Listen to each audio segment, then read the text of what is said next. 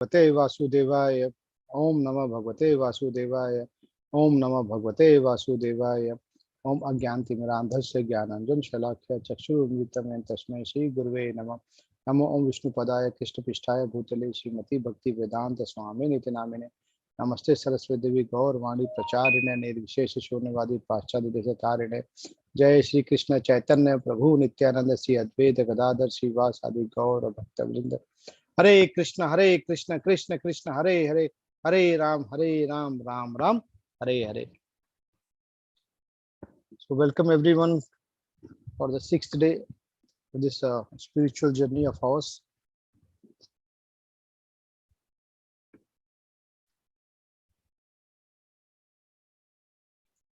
Let me share the screen.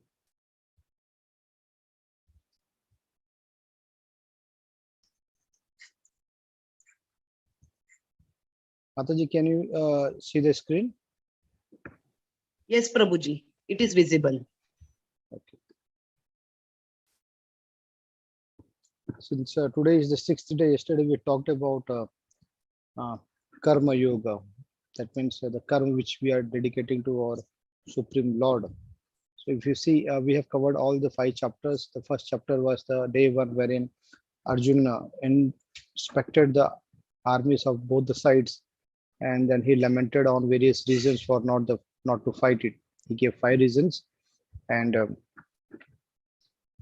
the day 2 was the Krishna response to Arjuna for all the 5 reasons why he didn't want to fight. And the biggest learning from that particular day was how we should differentiate body from the soul. And the learning was we are a body. We are not a body, we are a soul. Third day, again, it was a Karma Yoga chapter wherein we discussed how our work can become worship for our Krishna. The 4th day, we talked about the knowledge, wherein we should get the knowledge from authorized institution. When we say authorized institution, that means disciplining school. So that was the 4th day of chapter, wherein we discuss very clearly the Jnana Yoga. And yesterday again, it was a Karma Yoga, which is a renunciation way.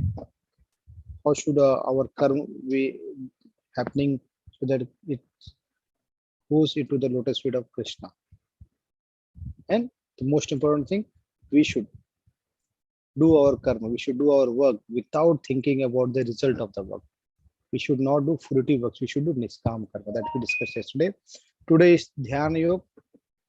I believe on the very first day when Mataji talked about Dhyana Yoga. So today is the chapter when we are going to discuss that what is Dhyana Yoga and how we are going to get benefited from this. And what actually is this Dhyana Yoga? Before we move ahead, let me ask you a very simple question that what is yoga? Day in, day out, we are talking about yoga, right?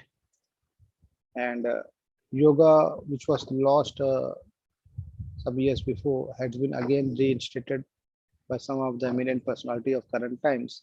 But what actually is yoga? Can anyone wants to throw a light on this? If anyone wants to share, please raise your hand so that I can ask Mataji to unmute him or her. Trupti Mataji, please unmute. It is a soul trying to reach God. It is a soul trying to reach God. Yes, attempt to reach God, to connect with God. Okay. Hare Krishna Mataji, thank you. See, this is the actual understanding of yoga. The soul trying to connect with the God. That means actually, if you see the yoga, the yoga definition is connecting to God. Yoga means connection. Connection between the soul and the super soul. That's yoga. But if you see in current times, this is not the actual meaning. In current times, we talk about yoga from a physical point of view.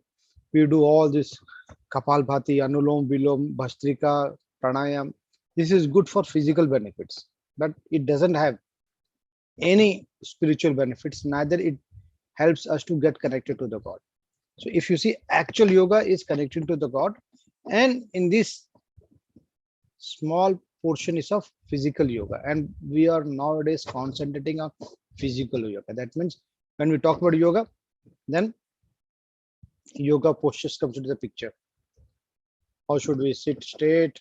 How do we focus on our breathe?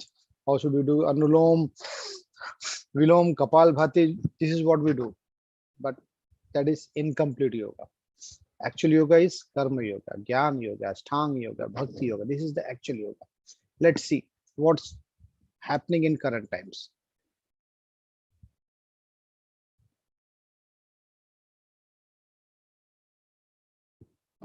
Is this yoga? I'm asking you all a question. Is this a yoga? Or is this a yoga? Sarvangasana, right? Is this a yoga where a person is burying his head inside the ground? Is this a yoga? Or is this a yoga? Doing aerobics exercises? Yes, Trupti Mataji, you can unmute. It is asana, not yoga. Part.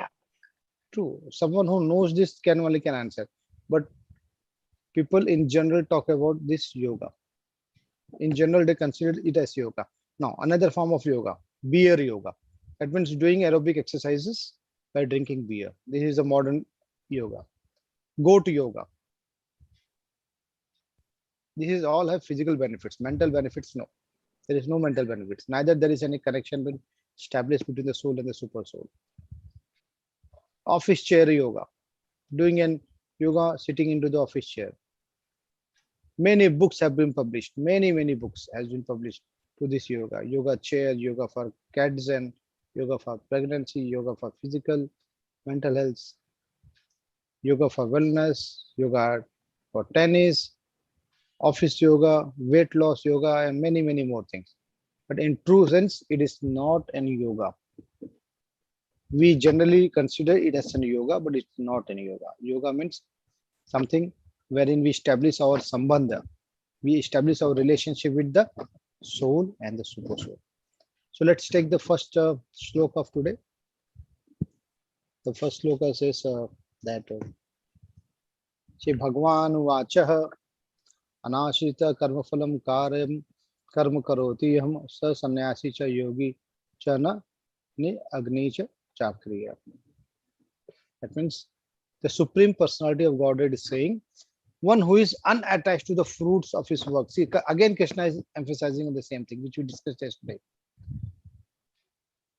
One who is unattached to the fruits of his work and who works as he is obligated is in the renounced order of life. And he is true mystic, not he who lights no fire and performs duty. I think Krishna is saying who is the actual yogi, who is an actual sannyasi, someone who has renounced the work, that he is sannyasi, right? So who? Someone who has already doing the work without any attachment to the fruits of the work. And if whenever he does the work, he feels that it is my duty to do the work. So someone who is executing the work, considering that it's my duty to do the work without thinking about the fruity results of the work, he is actually a true yogi and sannyasi. It is irrespective whether it is doing some yagnas or he performs some karmas, irrespective of that. Whether he lights fire or not, it doesn't make any difference. But someone who is detached from the fruits of the work is an actual yogi. Now let's talk about something which is very important, Ashtanga Yoga. Ashtanga Yoga is one of the way through which Nirgunvadi or Nirvisheshvadi, they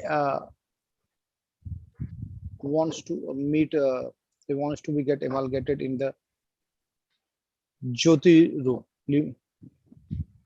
Jyoti Rup of Krishna. Let's see what it is.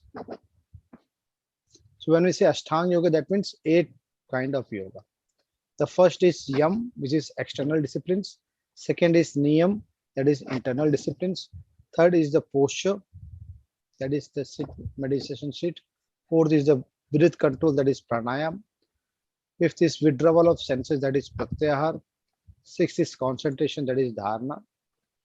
Seventh is meditative absorption, that means dhyan. And eighth is the actual union integration with Brahma Jyoti, which is known as Samadhi. So this is the 8 ways through which one can attain the Brahma Jyoti. One can feel liberated, and it is the one of the way which is very prominently followed by the Nirvisheshwadi or Nirgunvadi. We just discussed. This is what the 8 asanas are. Let's go in details of this. But before we want to go in details, the question is, do you wish to try this yoga system? The simple question is, when you follow this yoga system, there is probability of meeting you or getting amalgamated into the Brahma Jyoti, attaining the Brahma Jyoti, basically. If you follow the yoga system, you can follow the, you can see, you can visualize, you can attain Brahma Jyoti. So who wants to follow this particular yoga system? Anyone who wants to follow this yoga system, please raise your hand. I will give the details of the yoga system of how this can be achieved. What should be done? Please raise your hand. Only 10 people have raised their hand. Pratima Mataji, please unmute. No, Mataji, there is no need to unmute, Mataji. Just I'm Okay, asking, okay. I'm asking that who wants to practice this way of yoga system? Who wants to attain the Brahma Jyoti?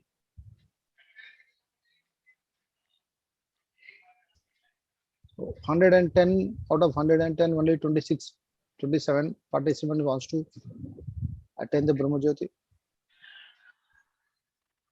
30, 31. Okay, let's stop now.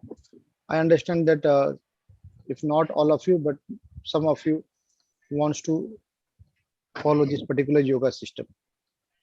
Now, if you have seen, I also have an option of raising the hand, but I didn't do because I don't want to follow this yoga system. I might sound different, right? When I'm asking you whether you want to follow this yoga system, I myself don't want to follow this yoga system. Contradiction, right? Straight away contradiction. But in actuals, I don't want to follow this yoga system. The reason, let me tell you why. This is a tough way of doing it. It's not so easy. Let's see why I'm saying this. Now, if you see this particular yogi, he is sitting with a straight posture, and where he's sitting in a particular place where no normal public can go. Let's see the details of these 8 niyams. The first is yam. He should live alone in a secluded place and should always carefully control his mind. That means someone who wants to practice this yoga system should live alone in a secluded place. When we say secluded place, that means not into the city wherein people can disturb you. You should go and find out a particular place wherein no one will come and disturb you. It can be in Himalayas, it can be in any part of the country wherein disturbance is not possible. It has to be a secluded place. You cannot stay in a city and should always carefully control his mind. So someone who can control the mind can only do this exercise. He should be free from the desires and feelings of possessiveness. This yogi who wants to perform this Ashtanga Yoga, he should be free from desires. He shouldn't have any kind of desires. And feelings of possessiveness. He should not think, oh, I have left my home and come to a secluded place, but what my kids are doing, what my wife is doing, what my parents are doing, what my friends are doing.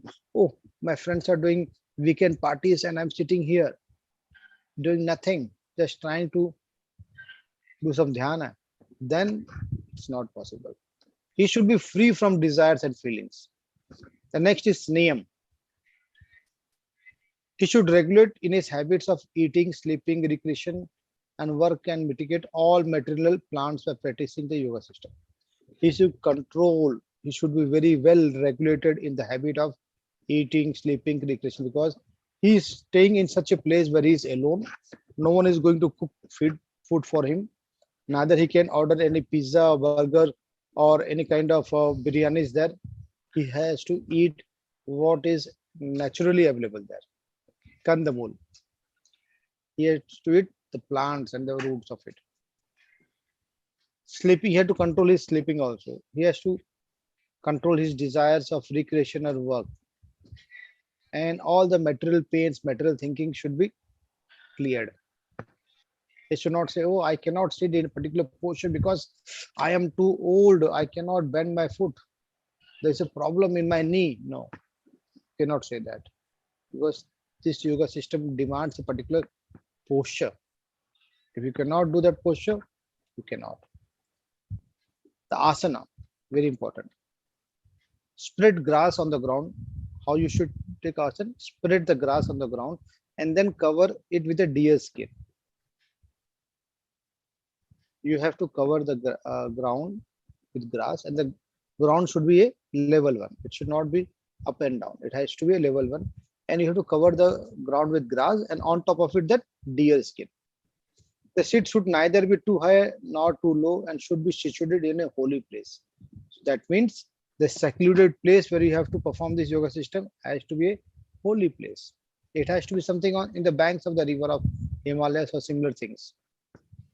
One should keep the body, neck, and the head in a straight line, a stare continuously at the tip of the nose. That means a clear posture, straight posture, sitting straight. The spine has to be very erect, and you have to focus continuously on your nose tip. Thus, with a ruthless, repressed mind, remember, devoid of fear, completely free from sex life, one must meditate on me. That means meditate on Krishna. Now, since he's imagine that he is doing some kind of this asana in Himalaya, he should be free from fear that, oh, any animal can come, a tiger can come, or a bear can come and hit me and kill me. No, he should not have a fear like this. He should be free from the fear of life. He shouldn't think of anything of sex there. And when I'm saying he should sit on the deer skin, he should sit on the deer skin. This is clear-cut instructions. Pranayam, practicing stopping the movement of the breathing in and out and thus staying in the trance at last. That means very clearly focusing on inhalation and exhalation. You should very clearly focus of when the breathing is in or the breathing is out. Inhale or exhale, both. So that's the 4 part. Let's see the next 4. Sense withdrawal, cessation of physical existence. You should forget that you have a physical body. At one point of time, your body should be such that it doesn't have any feeling of thirst, or you should be feeling in hunger. No, physical existence, you should go above the physical existence. That means cessation of it. Then comes the concentration, the 6th one. Discipline the mental activities and becomes transcendental, devoid of all material desire. Then only you can attend the yoga. That means if you want to attend this yoga system, you have to discipline your mind. No material thinking has to be there. Forget about all the material existence, because you are crossing that material level. And next is meditation. As a lamp resets in a windless place, so the transcendental person whose mind is controlled is always steady in his meditation. That means you have to be very strong in your meditation. Like example is given, as a lamp rest in a windless place. Similarly, when you are in this particular posture doing Ashtanga yoga, the transcendental person, because you will be becoming a transcendental person. So in spite of huge rain happening, you may be sitting in a place where huge rain is happening, or storm is there, or huge wind is blowing, or maybe it's a very high sunny day, temperature is touching 50 degrees. It should not matter you. It should be beyond this. Your physical existence should not be getting in trouble because of all this. Your mind should be such controlled. Whether the temperature goes to minus 50 degree or plus 50 degree, it shouldn't make a difference to you. You have to cross this physical existence, because this warm and cold feeling comes to the physical body. So you have to lift yourself from the physical existence. Then comes the last stage, which is samadhi, union with the Brahmajyoti. Remain steadfast even in the midst of the greatest difficulty. It's in the fact real freedom from physical contact and from all the sufferings. Then only you can attain samadhi. And then the result of all these 8 asana is that you are going to merge yourself in the Brahmajyoti, because this Ashtanga Yoga is been practiced by Brahmajyotis people who consider Brahmajyoti as the supreme. So now let's see why I am saying that it's difficult, I can't do it. Many people have raised the hand that they can do it. Definitely it's doable. It's not that it's not doable, but it is very tough. So when we have something which is very easy, which is very welcoming, which is very pleasant, instead of taking this step, why should I take the Ashtanga Yoga step? Why should I go and stay in the Himalayas for this? Why should I go and stay in the caves of Himalayas? The Krishna itself is saying, see, remember, Arjuna is saying, what Arjuna is saying? Chanchalam hi manaha Krishna pramadi bal badadhanam tasyaham nigraham manne vayuri sudeshkritam. That means, you know, Arjun has spent many years into the forest. He has trained his entire physique, he trained his entire body. He has trained his entire body to manage such kind of sufferings. He stays in Gurukul, wherein in the Gurukul he can easily manage such sufferings. Arjuna is saying, Chanchalam hi mana Krishna pramadi balvat drinam. Balvat drinam means my body is balwan, strong, but I can't do it.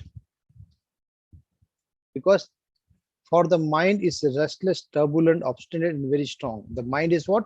Restless, turbulent, obstinate, and very strong. Oh Krishna, and to subtle it, I think it's more difficult than controlling the wind. Because one of the very important prerequisite of Ashtanga Yoga is to control the mind. Arjuna is saying, my mind is so chanchal, so restless, so turbulent that I can at one point of time control the wind. I have the capability and capacity to control the wind, but I cannot control my mind. Mind is beyond my control. So when I cannot control my mind, how do I perform this Ashtanga Yoga? This is what the reasoning Arjuna is giving to Krishna. And it's very true. If you can't do it, something which is not doable for you, you should not accept it. Arjuna has managed a tough life in the forest. Vanvas, he has been in Vanvas. He has stayed in Gurukul. He has seen the forest life, everything. But then also, in spite of all this hardship which he has seen in his life, he finds it difficult to perform this Ashtanga Yoga system. And he very clearly says, oh, sorry. Please forgive me, Krishna, I cannot do this.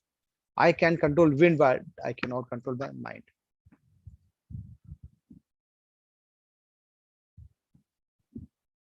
Now, since this has been said by Arjun, Krishna has to respond to it.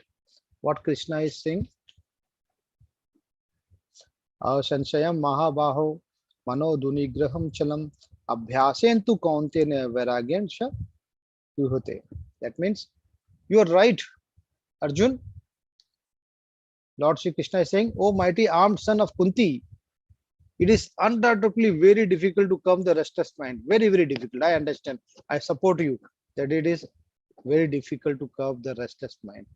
But it is possible by suitable practice, by detachment. You can control your mind. It's not that it is not possible, because impossible itself says I am possible. So therefore, mind is difficult to be controlled, but by suitable practices and by detachment, you can control the mind. Because there are many Ashtanga yogis who do it. There are many who are doing right now also. We may say that it's not doable for us, but some people are so strong that they can do it.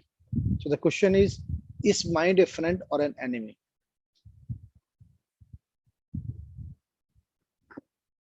See, we have a Sukshma Sharir, right? We know that the body is created by 5 elements, Panch Mahabhut. But beyond this Panch Mahabhut, there is a 3 element which is very important. And Sukshma Sharir, subtle body, has been created from that. That is mind, intelligence, and false ego.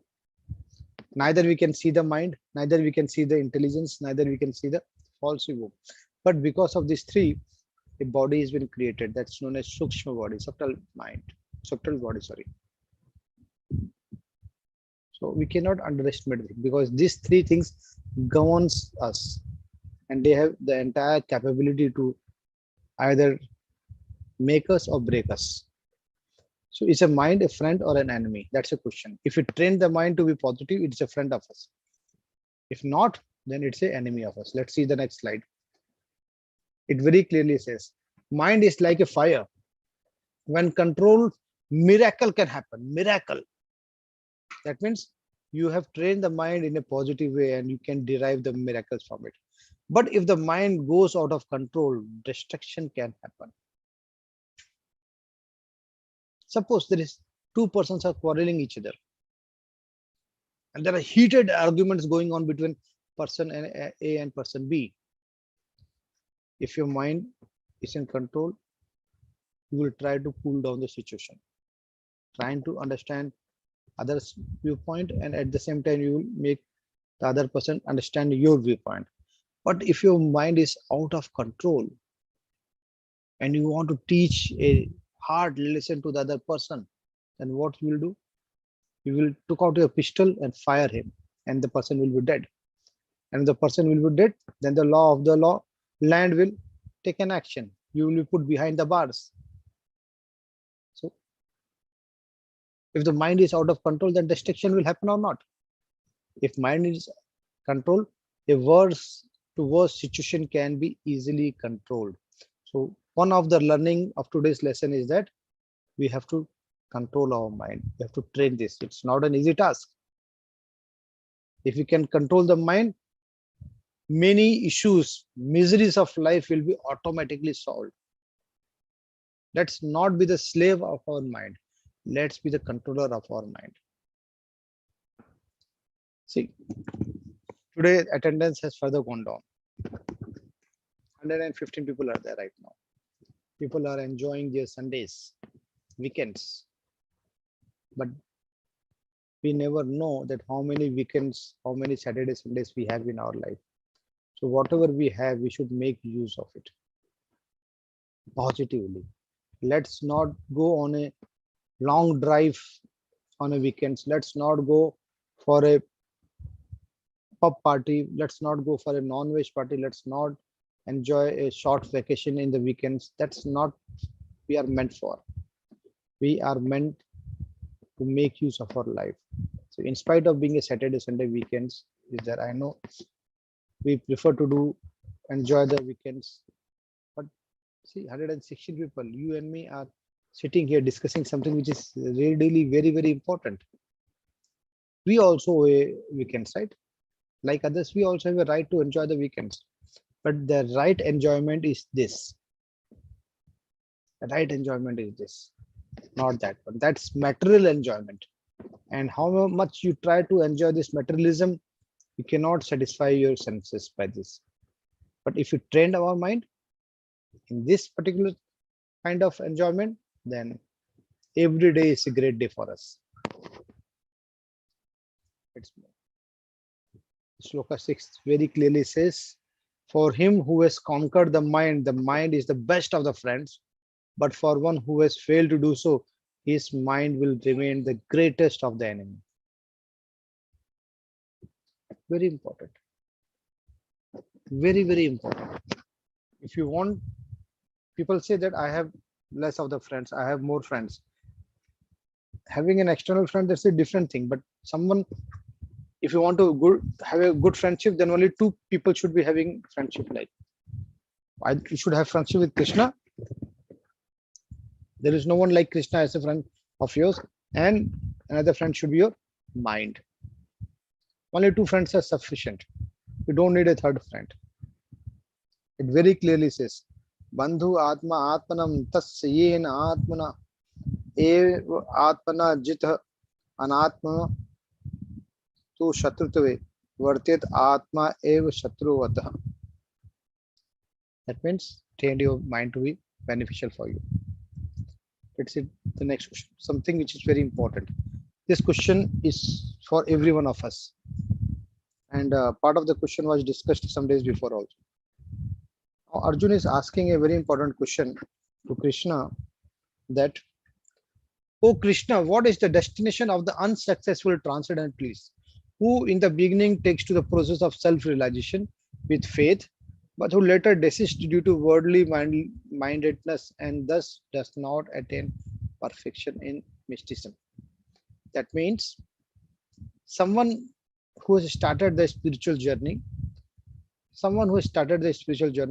but couldn't complete the spiritual journey, had left this journey in half because of attraction of the material world or because of some other priorities. He couldn't complete it.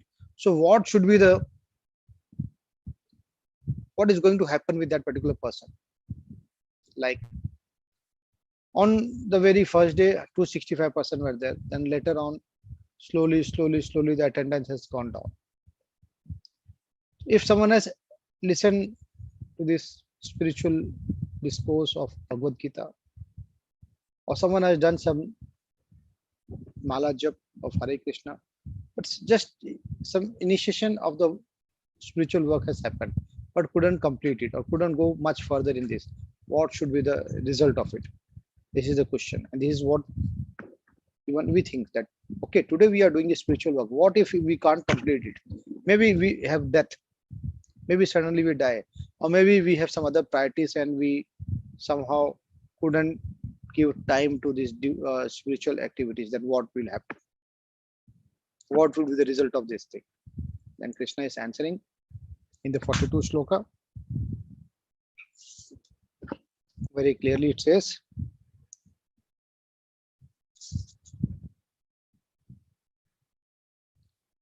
the 42 shloka says, Athva yogi nameva kule bhavati dhimatam etanti durlabhataram loke janma yadi drishyam.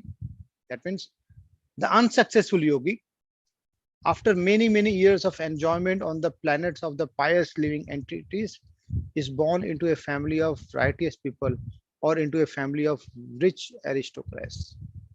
That means someone who has already started the journey of spiritual existence but couldn't complete it. But then also, since some of the activities is done, that some of the activities will retain benefits for him. Like he will be born in a family of rich aristocrat or righteous people where they have good powers. But before this, he will enjoy the pious living entities in the higher planets. That means he will go to higher planets like Swarga, Taplok, Janlok, Satalok. He will go to that particular planets, and after living for a particular time, then he will come back, take a birth in a family where his wisdom is there, where his money is already there. But such birth is rare in this world. So this 41 and 42 shloka talks about both the things. That means someone who has already started the journey and couldn't complete, he will get the benefit. It's not that he will lose it. He will get the benefit, and he will get the birth in a very good family wherein he could continue the journey which he has not completed in the previous birth. So he will get an opportunity to complete it in this birth, provided he does it. He should not be again lost into the material benefits or material advancement of enjoying the life, because this time he is going to get birth in a family where righteous people are there, where family of aristocrat is there, whether he will get a birth in rich family like Ambani, Adani, Birla, Tatas, because there he don't have to think about his living. He can easily continue his spiritual journey. He can do some very good pious activities. So he will get birth like this. On taking such a birth, he revives the divine consciousness of his previous life, and he again tries to make further progress in order to achieve the complete success. O son of Kuru. Okay, so this is how he is going to get benefited. Now a question to all of you. Yesterday we discussed about two stories. Today I want to show you a video. There are two videos which is there in my mind. One is how to do the chanting, and another video is birth again, death again. I will show only one video, either the birth again or death again, or how to chant. So whichever video you want to see, just write into the chat, and then I will show the video after the class. Video is really fantastic. It will be an eye opener for every one of us. So let's make use of this opportunity. I know it's Sunday, you may be having many more activities to be worked it out, but let's spend some 10-15 minutes more. So let's see who is the biggest yogi. Now here, if you see, this is an hierarchy, and at the top it's bhakti yoga, and at the bottom it's karma yoga. That means, first of all, we have to perform karma. Without karma, we can't do anything. Whether we are sleeping, eating, whatever we are doing karma. Knowingly, unknowingly, we are doing it. Above karma is jnana, and above jnana is ashtang, and above ashtang is bhakti. That means all the other yogas are progression towards the destination of bhakti yoga. So at the top, bhakti yoga is there. Through bhakti, you can try to reach to meet Krishna. For this, karma and jnana is very important. You have the right to bypass the ashtanga yoga. You don't need to do ashtanga yoga for this. You can bypass the bhakti yoga. How the bhakti yoga can be done, we will see in coming chapters. There is chapters specially dedicated for this. The 45th sloka says, and when the yogi engages himself with sincere endeavor in making further progress, being washed away of all the contamination, then ultimately achieving perfection after many births of practice, he attains the supreme goal. That means we are following this cycle of birth, death from so many years, so many cycles of life we have completed. We don't know how many cycles also. But when we engage in such spiritual activities, when we actually turn into a proper yogi, then whatever contamination we have done in the previous life, whatever misdeeds, whatever wrong deeds we have done, it will be washed away. Krishna will wash all those wrong deeds, and he will help you to achieve the supreme goal, and will free you from birth and death.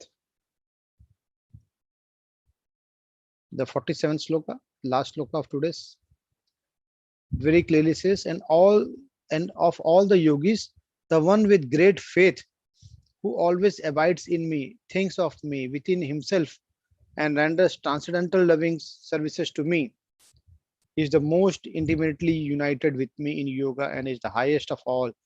That's the opinion of Krishna.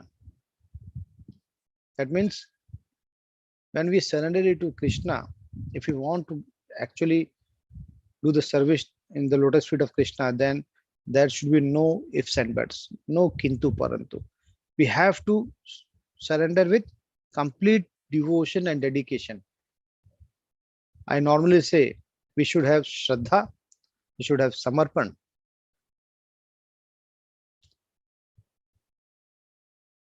And when we have both this, then we should do services to Krishna. And such person should always think about Krishna, always. So let's see what is yoga. Again, in current time. In Satyug, we have seen that meditation was the biggest activity should be done. In Treta Yuga, it was performing expensive sacrifices. In Dwapara Yuga, elaborate temple worship was there. But in this current Kali Yuga, chanting holy name of the Lord is the biggest activity which we can do. And for this, we don't need to spend a penny also. प्रभु के पवित्र नामों का जाप, that is the most important work we have to do in this current age. And this is Shastra Sandarbh. We are not saying from our own. ISKCON has not devised it. It's already said in Narayan Samhita. In Kali Yuga, people should chant only the holy names of the Supreme Lord. Sri Chaitanya Charitamrita Adi Leela, it clearly said,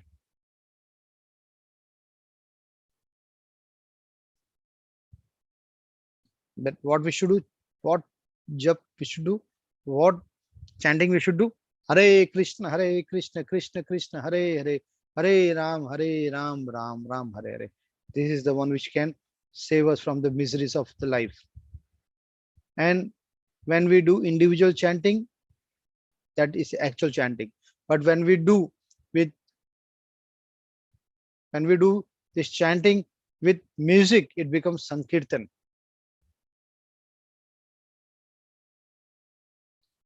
There are scriptural reference for this, that why we should be chanting the holy names of the Lord. There are many references from this which has been picked up.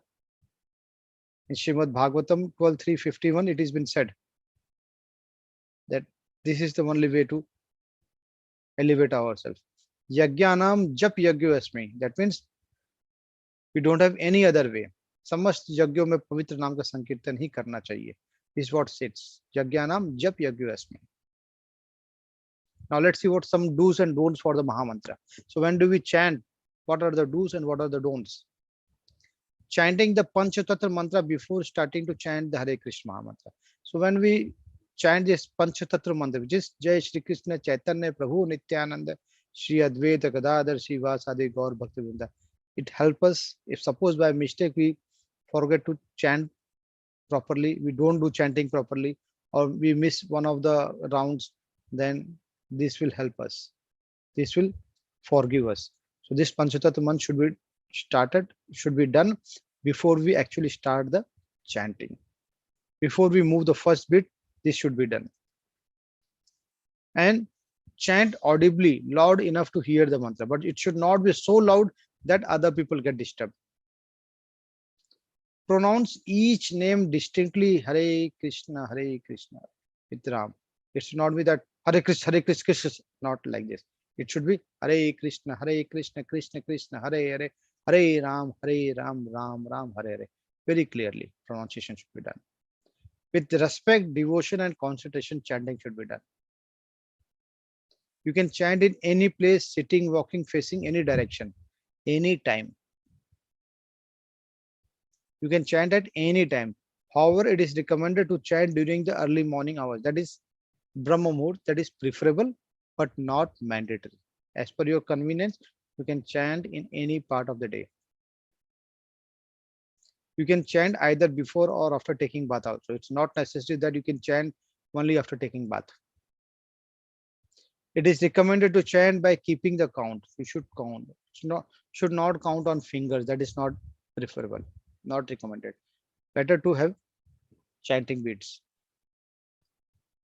Preferably on mala having 108 beats. Don'ts of chanting. One should not chant only a portion of the Mahamantra. That means incomplete mantra should not be chanted. One should not chant the Krishna beat of Japamala. That means we should not cross this Sumeru. We should never cross this Sumeru.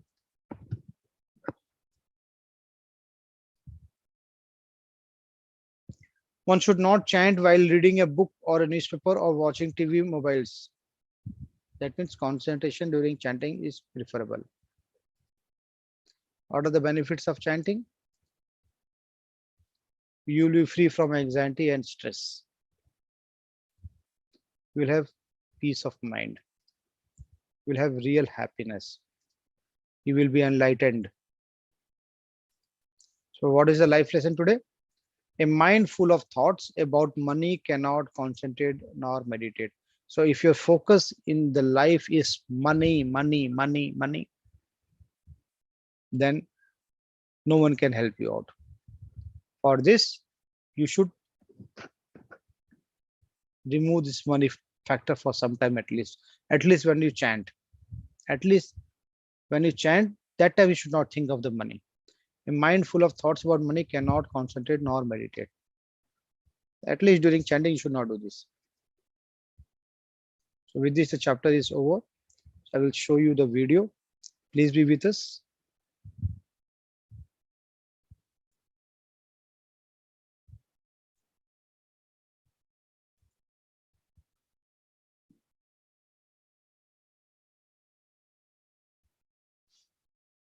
Which video you have decided to see? Let me see the chat box. Birth again, death again. I can't show you both because it will take time. I can show you, but do you have that much of time? Chanting, chanting, birth again, death again, birth again, death again, chanting, chanting. Okay. One, two. So most of the people have talked about chanting. So let me show you the chanting video then.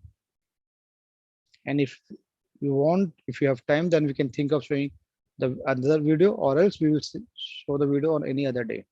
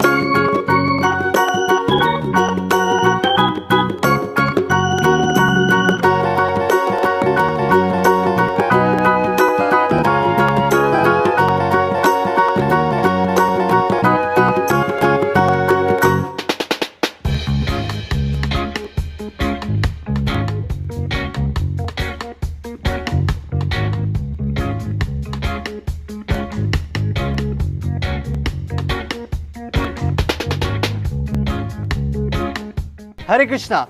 Hope you now know how not to chant. If you liked our videos, Please hit like button and comment below. and of course, please subscribe to our channel for new videos.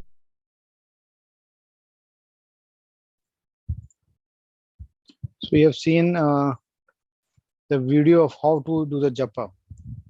Right? If you are doing japa with many other activities at the same time, then it's wrong. We don't have multiple brains to work at the same time. Like we have only one brain.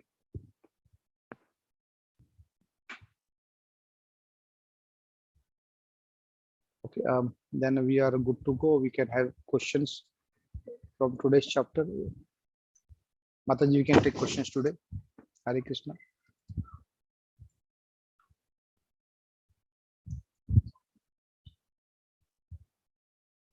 Hare Krishna, Mataji. You can take questions. Yes, today. yes, Prabhuji.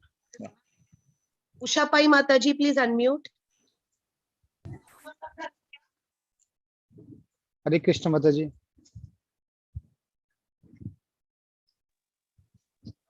Usha Mataji, please unmute. Usha Mataji. Yeah. Yes. So Hare Hare Krishna. Krishna. Hare Krishna. Sir, the question, there is a request. Yesterday's class PPT was not shared in the group. So can you please share the PPT of your presentation? It helps me to make the notes actually. And today's class also, if you can please share the PPT of presentation. So it will be easy for us to. Mataji, it's a general thing that normally every day the PPTs are being shared so that you can Yes, Prabhuji. you can have a look to it. Yes, Prabhuji. I believe it would have already been shared. If not shared, then you can reshare it, not an issue. Prabhuji, it is shared, Prabhuji. They are asking for your in your laptop, which you show na during lecture. Okay. Some devotees want that one. Otherwise, it is every day shared. Every day on everyday basis. Okay. Radha Mataji sharing. So Yeah, you want the PPT which I normally share. Okay, no yes, issues. sir. It makes help to make the notes easier to get the shlokas and all to focus on specific shlokas and all becomes easy. And one more request, Mataji, the yoga that if it is possible, the next day's PPT which you share, for example, if tomorrow is the seventh chapter, if you can do it one day in advance. Actually, I read through it when I come and sit for the session, so it gives me enough time to be ready with what we are learning. So there is no fixed time of sharing that this one, so I have to keep on waiting for that thing. So if you can specifically share it on the exact time, it will help. It's a request. Oh, okay, Mataji. Actually, before 11 o'clock, it is usually shared. Maybe 1 or 2 days, Mataji might have got late in sharing. But I will tell her to share it in advance. I will tell her that devotee was requesting. And Mataji, I will share my PPT to you so that you can share it to the group. Mataji, not an issue. Yeah, thank you. Okay, Prabhuji. Hare Krishna. Hare Krishna. Hare Krishna.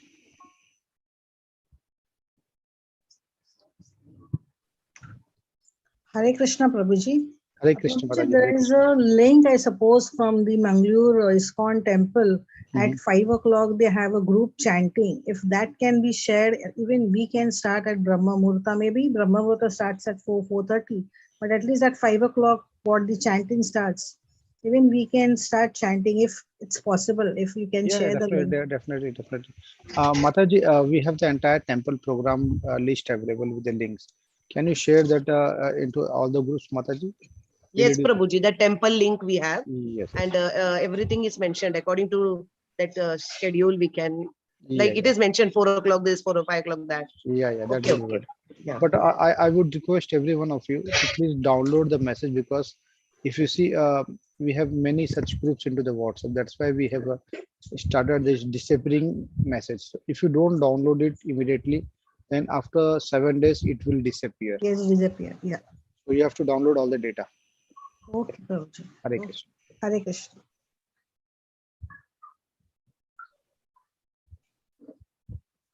Hare Krishna. Deepak Prabhuji, please unmute. Deepak Prabhuji. Prabhuji, Hare Krishna. Hare Krishna. Hare Krishna. My question is regarding Ashtanga Yoga. You spoke about Ashtanga Yoga.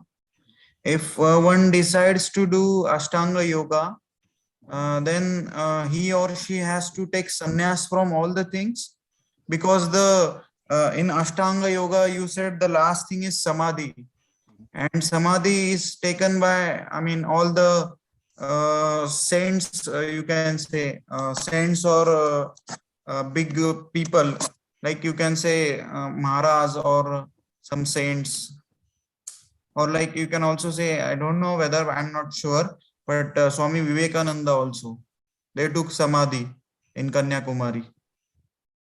For Ashtanga Yoga, one has to be very conscious in taking this decision. And when anyone decides to do Ashtanga Yoga, then he has to definitely leave the family, because he has to stay in a very secluded place, which is free from worries, which is free from any networks, which is free from anyone who can get connected to him. So he has to leave everything. That's Okay. why in our school of thought, basically ISKCON school of thought, we practice bhakti yoga instead of Ashtanga yoga.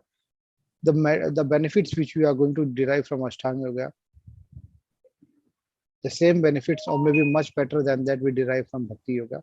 And in Ashtanga yoga, there is good amount of chances that we couldn't complete it. It's a tough thing. Not Okay. everyone can do it. Maybe we can start and then later on we can say, oh, it's not my type of job. I can't do it. It's not meant for me. Then when we do this, then it's wrong. So better to take a very calculated decision in the start only. Okay. Yeah. Okay. Okay, fine. Hare Krishna. Hare Krishna, Prabhuji. Hare Krishna. Chanda Mataji, please unmute. Hare Krishna Mataji. Hare Krishna. Hare Krishna. On Ashtanga Yoga and Bhakti Yoga, I want to say my experience, because I'm a yoga practitioner. Daily, it is in my discipline. So I want to say that choosing a specific path like Bhakti Yoga or Ashtanga Yoga, it's not different two paths. Bhakti Yoga is enhanced by the Ashtanga Yoga. If a particular person is practicing yoga, it will definitely aid you to do bhakti in peaceful way. So if your asana or your breath is not under control, it is not easy to chant and sit for a long time in one place. This is the first thing. And the second thing is while chanting in ISKCON temple also, when we do bhakti, we need to be into the prayer. So in prayer, there are moments in which a long time we have to see for the bliss, we are dancing. So that dancing is basically the breathing. If you know the technique of right breathing, definitely you will be flowing in the bliss of Krishna. So this is my experience, where if a particular person is practicing yamas and asana, then pranayam, then dharana, dhyana, definitely it will lead us to bhakti yoga. These are the things, it is connected to each other.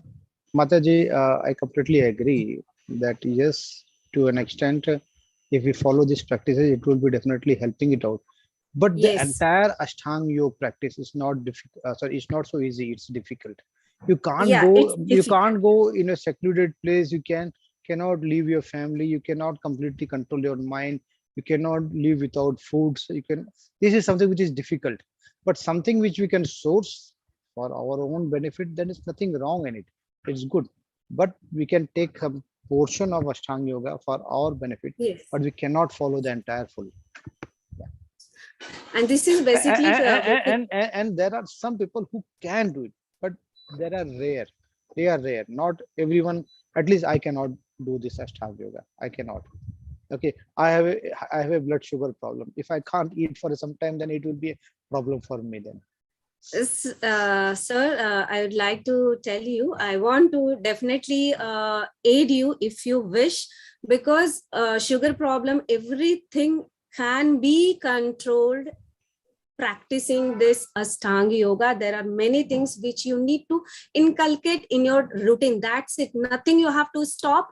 Just you need to be conscious, specific about your food and asana and pranayama. You will be 101% out of this pressure, whatever you are having. Okay, then I will connect to you personally in this regard. Definitely, sir. Definitely, I would like to aid you in this regard. Yeah. Okay. Hare Krishna. Hare Krishna. Mataji, any more questions on this today? No more raised hands, Prabhuji. I am seeing that people are into the mood of Sunday. They don't want to ask questions. The session Yes, will be very, Prabhuji. very, very soon close. I have already told my wife that okay, I will not extend the class beyond 10:30 because her schedule gets disturbed. That, but today is not even 10:30. Yes, yes, Prabhuji. So there are more hands raised. Yes. I'll unmute them. Yeah. Usha Mataji, please unmute. Prabhuji, actually, to be very frank, in my home, my mother-in-law and father-in-law, they used to chant a lot. And my mother-in-law had told me this long back. She is my guru, actually. Mother-in-law and father-in-law are my gurus. So they had told me, Usha, the easiest way to attain Krishna or Bhagwan in this is, the easiest way is bhakti. So I knew the answer. I actually put it in the chat box also, is that the bhakti is the easiest way. When you have a shortcut to reach your destination, I am a bad student, so I would always use a shortcut, and bhakti is the easiest way. Mataji, it's not the question of shortcut, Mataji. See, we will touch upon this bhakti chapter because it is going to come. I don't want to comment much before that. But it's as simple as this. Suppose you want to go to Vrindavan. Okay, now I am planning to go to Vrindavan. The tour has been organized, managed by the ISKCON temple. So the actual, if you see the endpoint or the destination is Vrindavan. Now I have choice of choosing whether to go by flight, whether to go by train, whether to go by road, or another choice is that I should walk. Okay, now it's my choice. It is going to land me in Vrindavan only. But if I have an opportunity to go by train or by plane, then why should I walk? If I will walk, there will be too much of issues, whether my body will support or not, and the days will be too much. The counting number of days will go beyond 1, 2, it may take 10, 15 days, and whether I will reach, not reach, or if there's an accident happening or whatever, there can be many more situations there. So why should I take such kind of route when I have a luxury of onboarding a plane or I have a luxury of onboarding a train? Why should I choose any other way? That's the simple thing. It's not a shortcut. It's not a shortcut. Actually, sorry, I think I put it in a wrong way. But what my mother-in-law used to say, which I have heard growing up and all. See, what she said was, like, when you do that bhakti, you are actually enjoying the journey. You are enjoying the journey. So you are not the journey is so beautiful that even you don't reach the destination, you are enjoying that journey. But when you are actually doing all this, because my brother-in-law is one of the Mataji, let me tell you, you have eaten rasgulla, right? Yes. Yes, everyone eaten. I also try to eat, but I'm controlling now. My wife doesn't allow me to eat. Okay, she's a psychologist. She has a control on my diet. Okay, she wants to control my mind also. Psychologist, no, you can understand the nature of the psychologist. She's sitting in front of me. That's why I'm daring to say such things. Okay. Now the question is that see, when we eat rasgulla, it has a very specific taste, right? Bhakti is like that, Mataji. Bhakti is so enjoyable that you can do this bhakti yoga with your family. Okay, along with your family, along with your society. You don't have to leave anything. You have to add only. Whereas in Ashtanga yoga, it is also right. It is also right, but not completely accurate. Why? Because probability of people leaving this Ashtanga yoga in the midst of it is very high because it's tough. It's really tough. So someone who is very determined, someone who is very knowledgeable, someone who is very firm, he can do it, but not for everyone. But bhakti is so easy that someone just decide that I will do it. Someone just decide he can manage to do it, provided he should have some kind of faith and firmness in him. That's it, Mataji. And Yeah, when we will take this Bhakti chapter, we will discuss this in yeah. long Yeah, details. one last point I wanted to make. I'm learning Bhagavad Gita chanting by attending classes here in Udupi. When they teach, they start teaching recitation. Actually, they start from Bhakti Yoga. One, because it is very short, because number of verses in Bhakti Yoga is short. And actually, I don't know, many places where I have seen, they have starting recitation with Bhakti Yoga because they also say that this will be the easiest path to reach. So that may be the reason, or maybe the number of verses are very, very less. So only 20 verses in Bhakti Yoga. So that may be one of the reason. But yes, definitely Kali Yuga mein to Bhakti hi easiest way is what I have learned. So I am happy that Krishna also gave a easiest way to us, and he gave us the option to choose. So if we choose our path, that will be the best way. Thank you. True, Mataji. Maybe I will have an opportunity just letting you know, Mataji. Namnishta Prabhu is planning to have a program for all the teachers in the month of April in Mangalore. We will have a 1 week of program in the April month in Mangalore. So when we will be there, we all will be, including Namnishta Prabhu, we all will be traveling towards Udupi. This is what we have decided until now. Future, what will hold, we don't know, but this is what we have thought of. Definitely love to host you, sir, and meet you. Yeah, Hare Definitely. Hare Krishna. Hare Krishna, Vandana Mataji. Vandana Mataji. Please unmute Vandana Mataji. Vandana Mataji. Yes. Hare Hare Krishna. Krishna, Prabhuji. Hare Krishna. Actually, I wanted to ask regarding that when Ashtanga Yoga is done, why the deer skin is used? See, Mataji, when during the Ashtanga Yoga, deer skin is used basically because when you sit on the deer skin, some kind of lizards which is there in the forest, they will not come. The snake, the lizards, any other small creatures which can harm you, they will not come. That's the benefit of having deer skin, Mataji. They will be And away. this deer, It is kind of just like we use mosquito repellent. So the mosquitoes are away. Similarly, it's a kind of repellent for all the lizards, Mataji. and deer skin means those which are already dead, you don't kill it, na? No, Mataji. The skins have been used of already dead animals. They don't kill and then remove the skin. Already it's someone who is already dead, then only the skins are removed. It is only deer skin, no other animal. No. In the books, it is mentioned as deer skin only. Okay. Yeah, Hare Krishna. Thank you, Prabhuji. Galaxy G, please unmute. Galaxy G.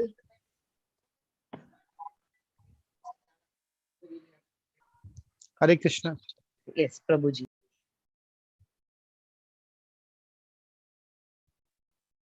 Hare Krishna, Galaxy F22. I don't know whether you are Mataji or Prabhuji. Hare Krishna.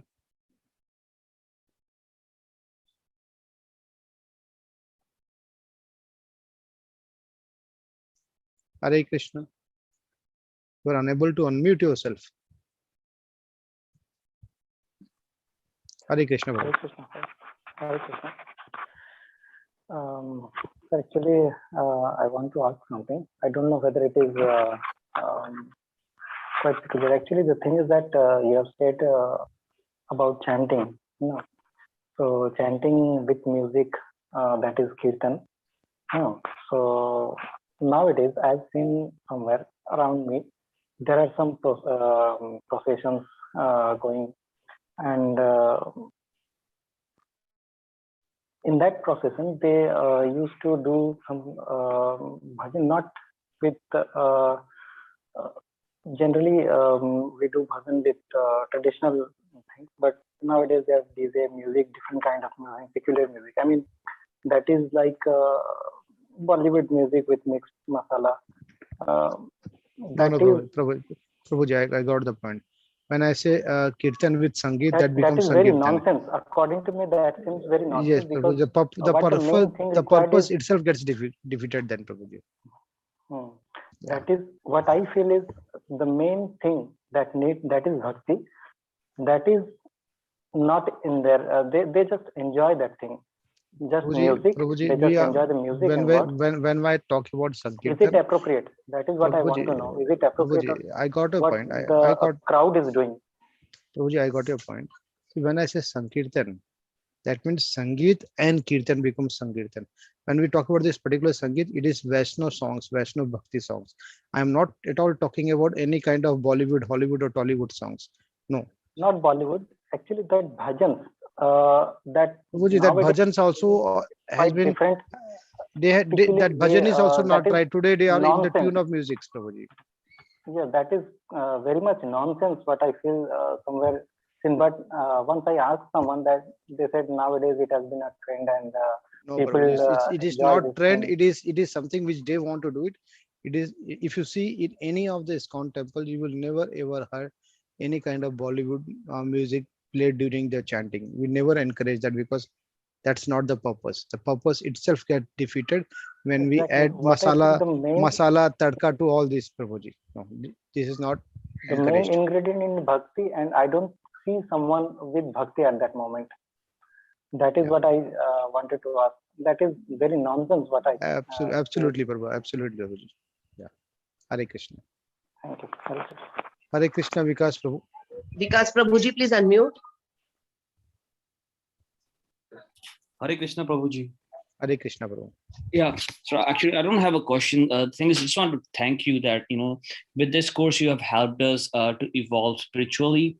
We have started to, feel more connected to Krishna. And that's the reason, we've been living in Chandigarh for a lot of years.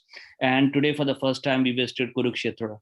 And we went to the battleground. We saw, this place where Bhisham Pitama, he was laid on the... That's really great, Prabhuji. We have still a lot to go. We have just completed 1/3 of Bhagavad Gita. Today we completed 6 chapter, 12 chapter is still to go. Many things are yet to be unfolded, Prabhuji. Right. Many information, very critical, very sensitive information, which Krishna is going to unfold for us. That's important.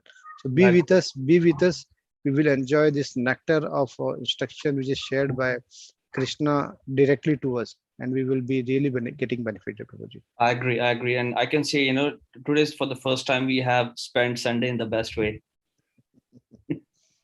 That is great. So Mataji, if we don't have any more questions, then we can conclude today. Yeah. Yes, Prabhuji, no more questions. Yeah. Vancha kalpatru bhaisya kripa sindhu bhayevcha patita nam pavane bhayo vaishnav namo namo. So we will meet tomorrow with a new chapter and something which is very important, like Bhagavad Gyan. We are going to discuss something on Bhagavad Gyan tomorrow. So let's be tomorrow at the same time, 8:50 with a 1 round of chanting with Hare Krishna Mahamantra. Till then, Hare Krishna, Radhe Krishna. Thank you so